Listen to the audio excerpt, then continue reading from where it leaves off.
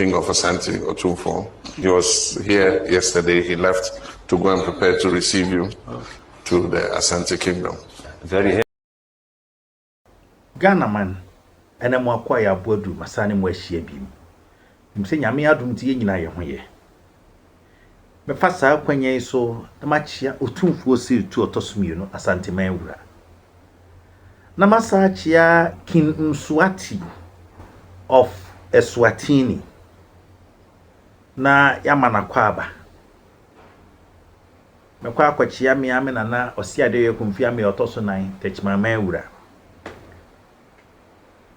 Ede na ekoso o mamu se de bia ye ka se Otumfo oye ohempon wo ye kin aya na manfo pese wo ka se enye no kore no wo ka no mposa amra na wo ye kese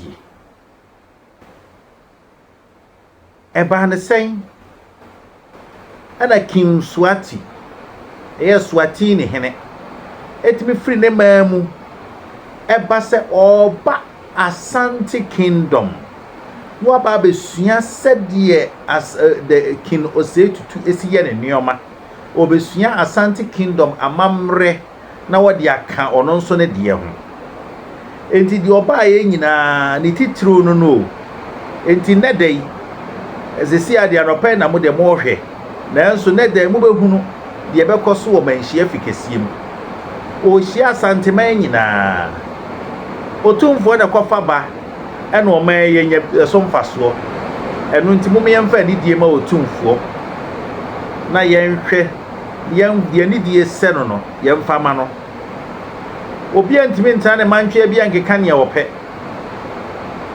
wo hwe ahemfu a ebehia obi make statement ye no de me correct kakra ohuna na wanchi man hene o se wa twere se wanchi man hene back to Asante man entisa Oba National House of Chiefs na wanchi na eka Asante man ho na emom atuate enti na wanchi enko Asante man council na menim se mrepemu no wo besa akọ onyame nhira ye nyina edamu ase